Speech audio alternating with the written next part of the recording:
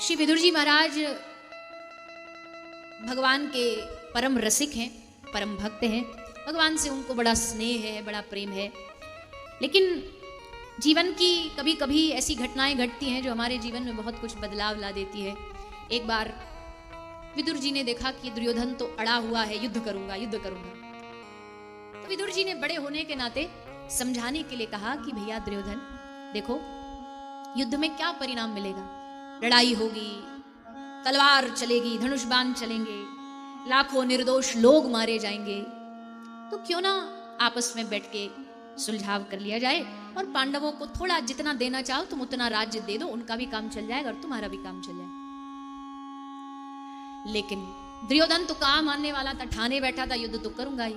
सो महाराज विदुर को बड़ा उल्टा सीधा सुनाया, अब शब्द कहे। महाराज विदुर चुपचाप सहन करते रहे। लेकिन फिर महाराज विदुर ने सोचा कि अब ये स्थान रहने के लिए उचित नहीं है। जिस स्थान पर अन्याय हो, जिस जगह पर अहिंसा हो, उस स्थान को तुरंत छोड़ के चले जाना चाहिए, क्योंकि अगर ज्यादा दिन तुम भी वहां रुके ना तो वही दुर्गुण तुम में भी आ जाएंगे। कल सुना था आपने, कलयुग 4 जगह रहता है। ये 4 जगह ऐसी हैं कि तुमको दूर से भी दिखाई पड़ जाए ना कि ये 4 चीजें कोई कर रहा है तो स्थान को तुरंत छोड़ के निकल जाओ। जुआ, जहां जुआ खेला जाता हो उस स्थान को तुरंत त्याग दो। मदरा, जहां शराब पी जाती हो, मद्रालय, उस स्थान को तुरंत छोड़ दो। बोले नहीं जी हम थोड़ी पी रहे हैं, हम तो बैठे हैं, हमारे उसमें गिलास में तो एप्पल जूस है, ये पी रहा है, हम थोड़ी पी रहे हैं। तुम भले नहीं पी रहे हो पर उसका संग करते करते करते वो दिन दूर नहीं जब वो गिलास बदल के तुम्हारे पास आ जाएगा। इसलिए पहले से ही सावधान रहो। ऐसे किसी व्यक्ति का संग मत करो जो ऐसे दुर्गुण करता हो, जो नशा करता हो, जो ये सब आदतें जिसमें हो, क्योंकि वो तुम में लगाएगा ये आदत। तुम्हारा दोस्त बन के मीठी मीठी बातें करके तुमको अपने ही जैसा बनाने की कोशिश करेगा, क्योंकि उसे पता है हम तो डूब ही रहे हैं, इसको कैसे तैरने दे, आजा तू भी डूब। हम तो डूबेंगे सनम पर तुम्हें भी ले डूबेंगे, हम तो मरेंगे ही। पर देखो बुरा नहीं मानना, पर दुनिया के जितने भी दुर्गुण होते हैं ना, बुरी आदतें दोस्त ही लगाते हैं। दोस्ती के नाम से दोस्ती का बहाना दे दे कर, अरे क्या हो रहा है, अरे लेके देख कुछ नहीं होना जाना, एक घूंट से क्या होना। वो बेचारा फंस जाता, हाँ सही तो कह रहा है। फिर एक घूंट करते करते करते कब वो आदत बन जाती है पता नहीं लगता। इसलिए पहले से ही सावधान रहो, पहले ही वो जगह छोड़ दो, वो मित्र त्याग दो जिस मित्र में ये कमियां हो, खामियां हो, उससे दूर हो जाओ। पर भैया क्या करें, कलयुग है, कलयुग अपने रंग दिखा रहा है। देखो देखो मदरा शराब कैसी फैल गई है। सरकार रोक देती है, प्रतिबंध लगा देती है, तो फिर और ज्यादा धड़ल्ले से बेची जाती है और डबल दामों में, पीछे से ब्लैक, जिसको बोलते हैं ब्लैक में, पर गिरेंगे गड्ढे में। पी करके जीवन नष्ट न करें, कोई भी ऐसा बुरा काम करके जीवन नष्ट न करे जिससे बाद में पछतावा हो, बाद में जब समझ आए तो लगे काश हम समझ जाते। तो ऐसे स्थान से भी दूर हो जाइए, जहां न्याय दिख रहा है उस स्थान से दूर हो जाइए। जहां लगता है कि यहां न्याय हो रहा है उस स्थान को छोड़ दीजिए। विदुर जी महाराज उस स्थान को छोड़ करके चले गए और जाकर के छोटी सी झोपड़ी बना ली, उसमें भजन करने लगे। विदुर और विदुरानी दोनों पति पत्नी, दोनों का दाम्पत्य जीवन बड़ा सुंदर था, क्योंकि दोनों भजन में लगे हुए थे। दाम्पत्य की सार्थकता तभी है जब पति पत्नी एक दूसरे को भक्ति में सहयोग करें, भक्ति में उस एक दूसरे का सहारा बने, एक दूसरे को आगे बढ़ाएं। परिवार की सार्थकता तभी है जब पूरा परिवार एक दूसरे को भक्ति में एक दूसरे को आगे बढ़ाए। तुम भजन कर रहे हो तो चलो तुम्हारा काम हम कर देते, तुम भजन करो बैठ के। पर कई बार ऐसा भी होता, देखने को मिलता है कि एक परिवार में आदमी भजन करने का मन उसका होता, दूसरे उसकी खिंचाई करते, तो भी घबराना नहीं चाहिए, तो भी सोचना चाहिए भगवान ने हमको परीक्षाएं दी है। भगवान देखना चाहते कि विपरीत परिस्थिति में मुझ तक आएगा या हार के हाथ उठा देगा कि अब नहीं करेंगे। तो विपरीत परिस्थितियों में भगवान को भी उस समय भी नहीं छोड़ना चाहिए, चाहे घर में कैसी परिस्थिति हो जाए। तो विदुर विदुरानी दोनों भगवान का आश्रय लेके भजन करते थे। एक दिन भगवान हस्तिनापुर आए हैं संदेश लेकर के, पांडवों का शांति दूत बन करके भगवान संदेश लेकर के पहुंचे दुर्योधन के पास। दुर्योधन ने भगवान ने समझाने की कोशिश की कि भैया तुम मान जा, युद्ध मत कर। नहीं माना तो फिर भगवान ने भी सोचा कि अब ये मानने वाला है नहीं, इससे अच्छा समय बर्बाद क्या करें, चलो भैया हम चलते हैं अब घर अपने। दुर्योधन ने बड़े अभिमान में सीना तान के कहा, अरे अभी कहाँ, अभी तो आप हमारे घर आए हो, अतिथि हो, कुछ भोजन भोजन करके जाओ, हमने आपके लिए 56 भोग बनाए हैं। भगवान मन ही मन हंसने लगे कि कैसा पावरा है ये। इसको क्या लगता है कि मेरे पास कोई भोजन की कमी है? इसको क्या लगता है कि कृष्ण ऐसे किसी के घर भी जाके खा लेता है? भगवान कहते हैं कि मैं दुनिया वालों में से नहीं हूं। दुनिया तुम्हारे घर तभी खाना खाने आएगी, तुम्हारे घर तुमसे रिश्ता तभी रखेगी या तो अभाव से या प्रभाव से। या तो खुद के जीवन में कोई अभाव होगा तब वो तुम्हारे घर आएंगे कि चलो हमारे घर भोजन नहीं तो इनके घर खा लेते हो, या प्रभाव कि भैया बड़े नेता हैं, बड़े व्यक्ति हैं, इनके घर जाके इनके साथ खाएंगे तो नाम बढ़ेगा। पर ठाकुर जी कहते हैं ना मैं अभाव में खाता हूं ना मैं प्रभाव में खाता हूं, मैं केवल और केवल अपने भक्त के भाव में खाता हूं। भाव है नहीं तेरे पास, तू क्या खिलाएगा मुझे?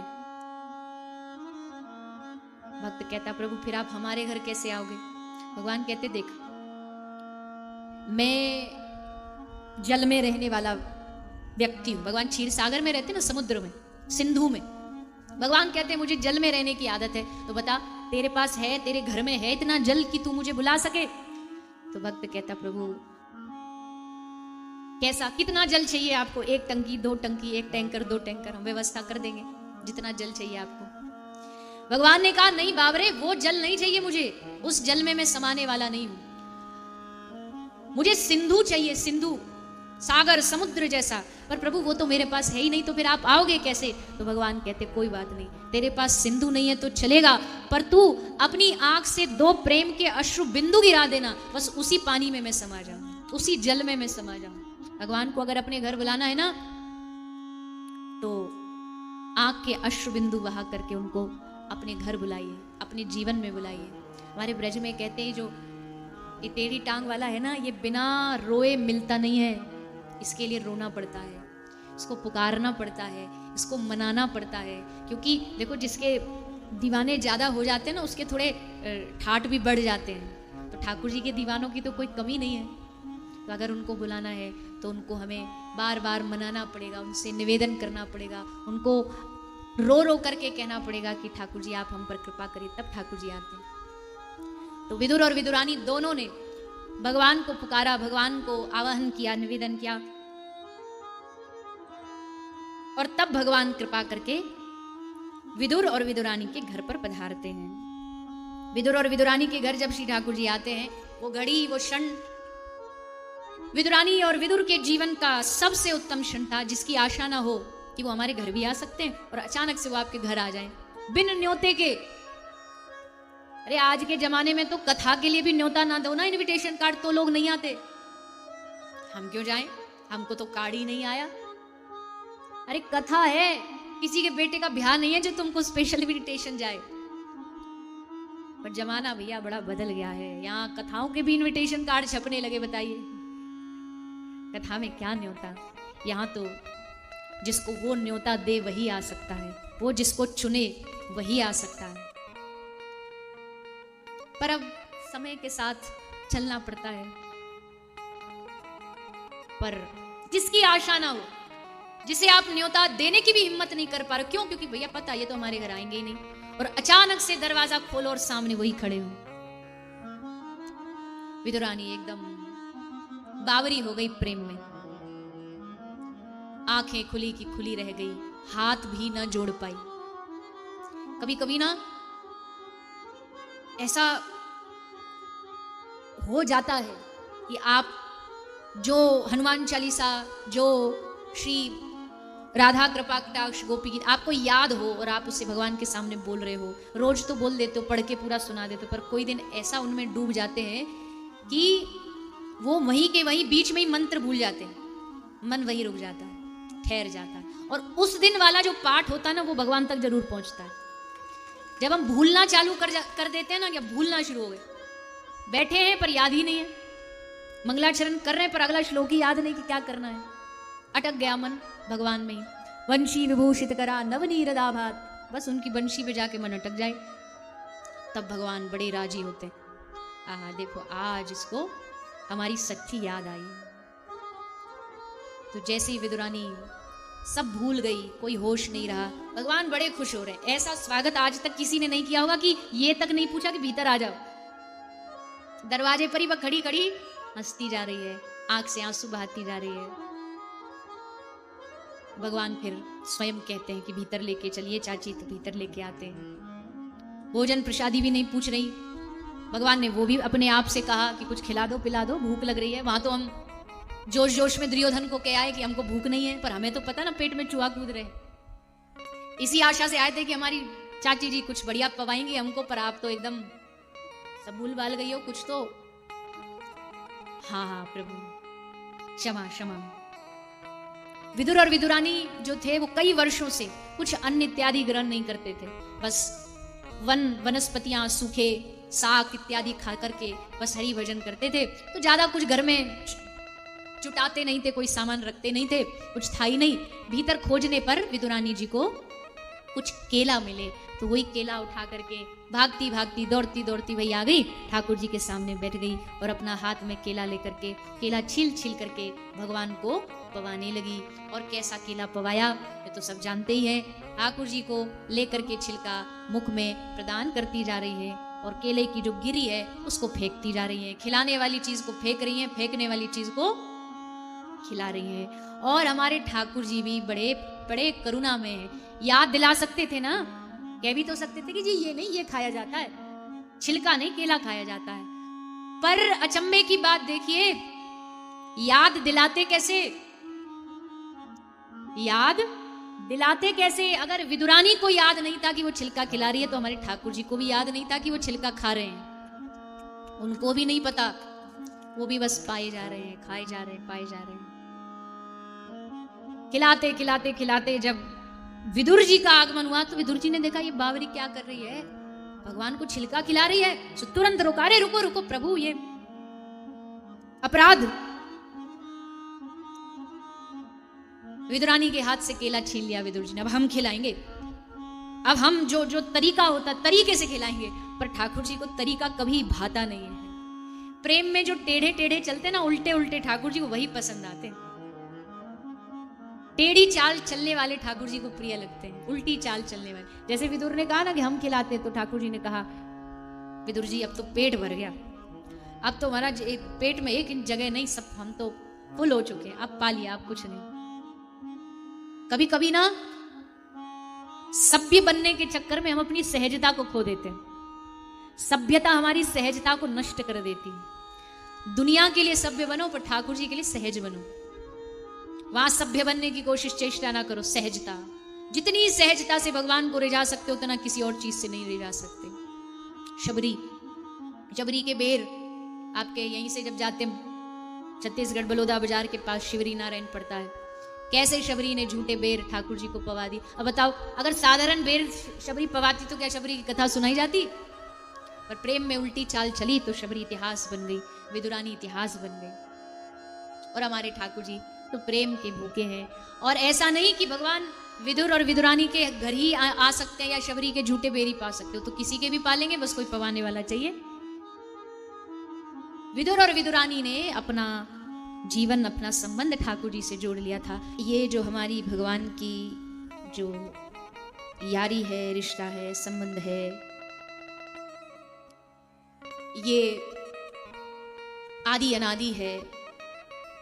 और इसी आदि अनादि संबंध को जब हम समझ जाएंगे, इस संबंध को जब हम अपना मान लेंगे, तब श्री ठाकुर जी कृपा करके हमारे जीवन में, हमारे घर में, हमारे परिवार में आते हैं। तो विदुर और विदुरानी ने इस यारी को, मतलब इस संबंध को समझ लिया था।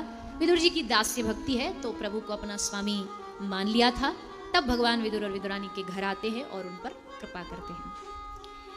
फिर श्री विदुर जी महाराज उद्धव जी से मिलते हैं। उद्धव जी उन्हें मैत्रेय मुनि के पास भेज देते हैं। यहाँ से मैत्रेय मुनि के द्वारा श्रवण कराई जा रही कथा को सुखदेव जी सुनाते हैं। फिर सुखदेव जी सुना रहे हैं कि भगवान ने समस्त ब्रह्मांड का निर्माण कैसे किया। सृष्टि के रचयिता हैं ब्रह्मा जी, पर ब्रह्मा जी के भी कोई रचयिता है तो वो भगवान नारायण है, जिनकी नाभि से ब्रह्मा जी प्रकट हुए। भगवान ने ब्रह्मा जी को आज्ञा दे दी, आप सृष्टि को आगे बढ़ाइए। ब्रह्मा जी के मन में विचार आया कि सृष्टि आगे बढ़ाऊं, पर सृष्टि का जो निवास होगा, सृष्टि रहेगी कहाँ, ये विचार चिंतन करते करते भगवान श्री ब्रह्मा जी की नासिका से पिंड गिरा जो श्री वराह भगवान के रूप में प्रकट हुए। एक बार भगवान नारायण के द्वार पर दो द्वारपाल थे, जय और विजय। ये दोनों भगवान के प्रमुख द्वारपाल हैं। जब भगवान के दर्शन करने के लिए वैकुंठ में सनकादि ऋषि आए, सनत, सनंदन, सनातन, सनत कुमार, ये ब्रह्मा जी के ही मानस पुत्र हैं और इन चारों कुमारों की आयु कभी बढ़ती नहीं है, बढ़ती घटती नहीं है, सदा सर्वदा एक आयु के रहते हैं। चारों भाई निर्वस्त्र रहते हैं क्योंकि तन का कोई भान नहीं है। जैसे आए सनकादि ऋषि तो जय विजय ने इनको दरवाजे पर ही रोक दिया, आप भीतर नहीं जा सकते, आपका भीतर प्रवेश नहीं। सनकादि ऋषियों ने कहा कि द्वारपालों से कि भैया हम तो प्रभु के दर्शन के लिए आए और भगवान के दर्शन में कभी किसी का विरोध नहीं बनना चाहिए, नहीं तो परिणाम बड़ा घातक होता है। लेकिन कई बार कहते हैं ना, इतना घमंड प्रधानमंत्री में नहीं होता जितना उसके चपरासी में होता है कि हम तो महाराज इनके सबसे करीबी हैं, हम ना चाहें तो तुम कैसे चले जाओगे भीतर। जो बड़ा व्यक्ति होता है ना, उसके आसपास जो साज संभालने वाले लोग होते हैं उनको बड़ा सावधान रहना चाहिए। संत समाज में भी होता है, कोई कई बार ऐसा मैंने भी देखा है, अनुभव किया है, कोई संत बड़े सरल होते हैं, बड़े सीधे साधे होते हैं, पर जो उनके संग होते हैं ना थोड़ा आगे पीछे संभालने वाले, वो बड़ा अकड़ के रहते हैं। महाराज जी से नहीं मिल सकते, अभी नहीं मिल सकते, वो सही बात है, नियम है कि उनके व्यवधान, पर उसको विनम्रता से भी कहा जाता है। भगवान के दर्शन नहीं कर सकते आप अभी। सनकादि ऋषियों ने कहा देखो तुम संत और भगवंत के बीच में बाधा बन रहे हो। खूब समझाया पहले तो, पर जब वो अभिमान में अंधे हो गए, नहीं माने, तो सनकादि ऋषियों ने श्राप दे दिया। श्राप दिया कि तुम भक्त को भगवान से मिलने से रोक रहे हो, तुम देवता नहीं, तुम्हारे काम दैत्यों जैसे हैं, जाओ अगले 3 जन्म तक तुम राक्षस योनि में जन्म लोगे। अब तो महाराज रोते रोते भगवान के पास आए सनकादि, जय विजय भगवान के पास रोते रोते आए, प्रभु अनर्थ हो गया, हमें तो श्राप लगा, 3 जन्मों तक हमें दैत्य बनना पड़ेगा। भगवान ने कहा चिंता नहीं करो, ये सब मेरी लीला है। भगवान को अपनी लीला में एक फिल्म बनानी हो किसी को, तो उसमें सारे कैरेक्टर चाहिए, हीरो भी चाहिए, हीरो की बहन भी चाहिए, हीरो की पत्नी भी चाहिए और विलेन भी चाहिए, दुश्मन भी तो चाहिए। दुश्मन नहीं होगा तो फिर वो हीरो लड़ेगा किससे। तो वो जो विलेन का काम भगवान जिनको सौंपते हैं ना अपनी लीला में, लीला क्या, भगवान की एक मूवी तो है, भगवान ये कर रहे हैं वो कर रहे हैं, सब लीला है भगवान की। तो उसमें विलेन यानी जो शत्रु बनने का जो मौका देते हैं ना, वो भी भगवान अपने ही लोगों को देते हैं। कंस, रावण, कुंभकर्ण, ये कोई पापी नहीं है, ये सब भगवान का ही जन है, कोई अलग नहीं है भगवान से। और उल्टा इन्होंने तो कितनी बड़ी कलंक अपने माथे पर लिया ताकि भगवान की लीला पूरी हो सके। तो जय विजय 3 जन्मों तक दैत्य बने हैं।